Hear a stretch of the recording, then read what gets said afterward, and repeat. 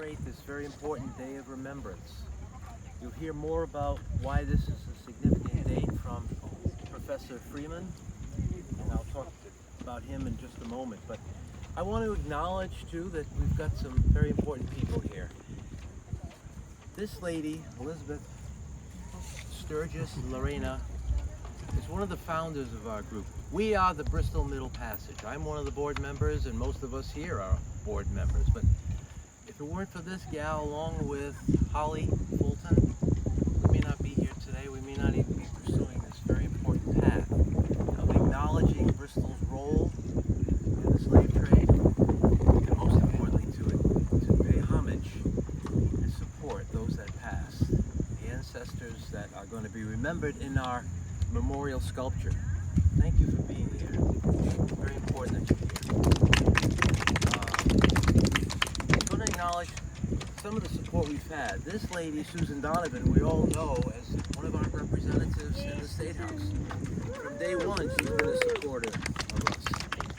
And the rest of us are mostly just good soldiers along the way. I want to acknowledge this guy because not often that people get credit. He's the guy that put the sign up. Oh, that's very important. I get credit for carrying the cement to put those anchors in. But if I were to have done it, it never would have gotten up alone. Fortunately, Dave, he's a gifted contractor, now retired, so nobody can hit on him for that anymore. But thank you all for being here. I'm Stephen Brigidi and one of the board members here. This is a day we decided it would be more of a solemn occasion. A day of remembering those that were part of the Middle Passage. 12 million people were transported from Africa. And that number is as accurate as can be made because records were not really well kept at all. But of that figure, 2 million people perished along that journey, the Middle Passage. And the other 10 million were put to hard labor. But they survived and they thrived, and they're part of America's community today. So it's important that we think about them. I'm a little excited though, in spite of the solemnness of this event, that a lot of talk about joy this week, and even renewed hope. And I'm going to leave it at that and not talk about the references to some of those things. But it is joyful that we're here together to remember the important people, some who passed, and also to acknowledge that this is the land of the indigenous folks, the Pokanoket tribe especially, and we have to acknowledge that they were here for 10,000 years before any of us, our own white ancestors and others came. It's very important to acknowledge that and to remember also that they haven't gone away, they're still here with us. They're part of a vibrant community with the rest of us. So it's very, very significant to acknowledge that point. And the partnership we've had with great people like Tracy Dancing Star and Sagamore Bill Guy and so on. But we're going to just spend a few minutes, and I'm going to turn it over to my dear friend. I'm calling you a dear friend today instead of a fearless leader. You are still fearless. Depends on the day. There's a couple of other things too. Yes. But I think everyone here knows Bernard Freeman, who's a distinguished professor of law at the law school. He is his proper title, and he can tell you better than I can, I think, but it is Director of Race and the Foundations of Law. Is that correct? Yeah. With degrees from Rutgers as well as Columbia University. So I'll turn it over to you. All right, well, thank you, Stephen. It's an honor and a privilege for me to give a talk here today, and I hope the same is true for everybody that's here. If you can hear me. Louder. If you can hear me. And I'm going to be very brief and short and to the point. I have a few prepared remarks. The reason the day today is commemorated is because on the evening of August 22nd and the morning of the 23rd, in 1791, there was an uprising among the slaves, and at that time it was called Saint-Domingue, which was a French colony. It's now called Haiti, and that was the beginning of the Haitian Revolution, which was the first and most successful slave revolt in the Western Hemisphere. The Haitian Revolution sent fear and real reverberations around the world, and it affected people here in the U.S. as well, because the people that were owning the slaves realized that they had to be careful because the slaves might revolt as they had done in Haiti. The day is now celebrated around the world, and it's supported by UNESCO, which is a UN agency. The first celebrations occurred in Haiti in 1998, and then in Gorée Island, which is off the coast of Senegal, in 1999, just before 2000. The International Day is intended to inscribe the tragedy of the slave trade in the memory of all people.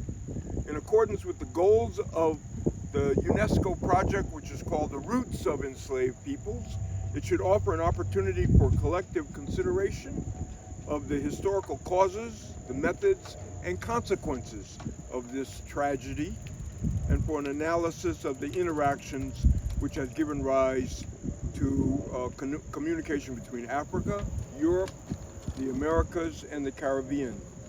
There's a quote that I want to read from the president of UNESCO, and she said, "It's time to abolish human exploitation once and for all, and to recognize the equal and unconditional dignity of each and every individual in society.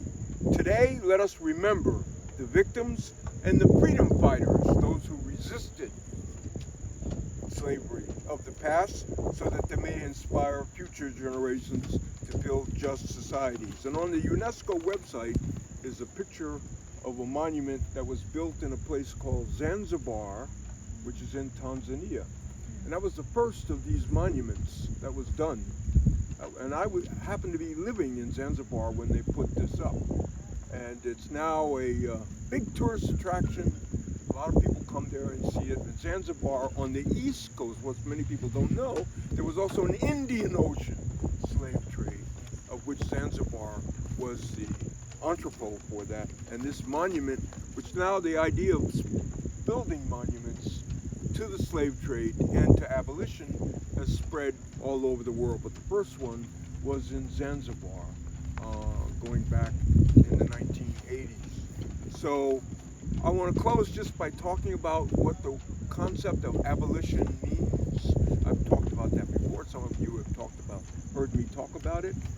Abolition is a state of mind.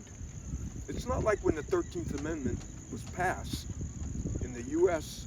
and the government declared that slavery is abolished. Abolition is not something you do by law. You do it by law, but it's also something that has to be internalized. So when you go through your daily life and you see an injustice, or you see some evidence, or what's called a badge or incidents of slavery, a black person who's discriminated against or treated roughly, or someone else who may be disabled or Hispanic, or like a German lady just passed here. When I mentioned slavery to her, she said, "I know a lot about that because I'm from Germany." So it can go through all different walks of life and all different circumstances, from the presidential race all the way down to what goes on here with a street sweeper in terms of how you respect that person. So abolition is something we all should internalize, and that's called abolitionism, and it didn't die when they abolished slavery, and that's why we're putting up this monument, because we want people to remember and to go through their lives. We have to teach it in school, we teach it now in law school, teach it in day camps and other places like that. So it's an attitude, it's something that you carry in your heart in terms of this exploitation, as the president of UNESCO said. So that's all I really have. I just want to make sure we all remember it, and that we all become, my mission in life is to make everyone that I meet an abolitionist. And so I know everybody here is an abolitionist, leave here and you go out, convert others to that same way of thinking. Thank you very much. Thank you. I want to just share with you a little update. As you all know, Spencer Evans is the artist that has been commissioned for this memorial sculpture. I spoke with him just today, get a little bit more update.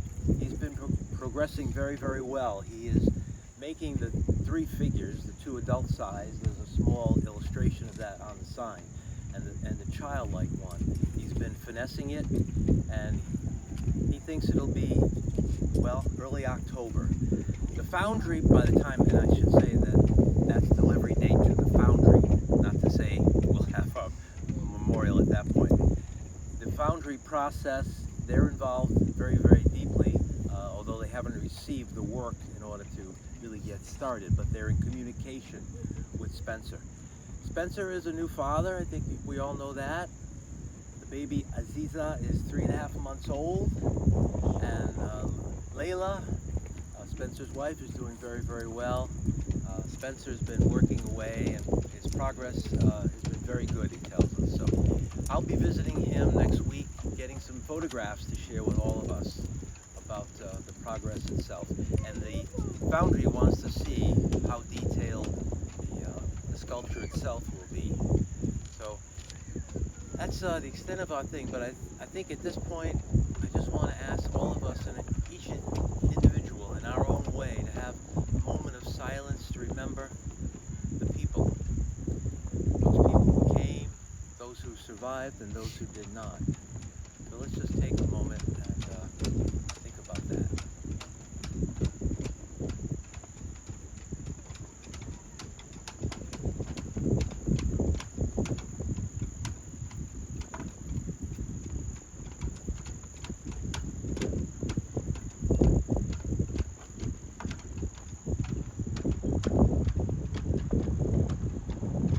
Speaking about the sculpture, it will be here in 2025.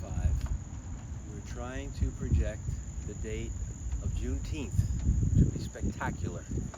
So I have been very softly, subtly pressuring the foundry, but they can't do anything until they have the work to work from. So that's going to be a little bit ongoing for the next couple of months. But we're in communication. It seems like everything is in place. We are making progress, and we hope that we will be dedicating it about that time, Juneteenth next year. Right here, we'll see this sign, Dave's good work gone, and the real thing. The design committee's been working on that. We'll talk about that next week. But thank you all for being here, for being part of this very important project. All the board members, Keith, Susan, Ruth Ann, Steve, and this lady who started the whole thing about 10, 11 years ago, and now one of our most esteemed advisors on it. Don't forget Peter. Oh, Peter, that's because you're short down there. Can't see you. Peter, we all have our roles, we all have our tasks, and we're all working together. We overlap, we stumble, we make mistakes, we correct them. But you pick each other up. Yes, and we enjoy each other. That's So right. thank you all. Thank you. Happy Let's take a picture. Good Friday. We should all gather together with the sun there The sun and in the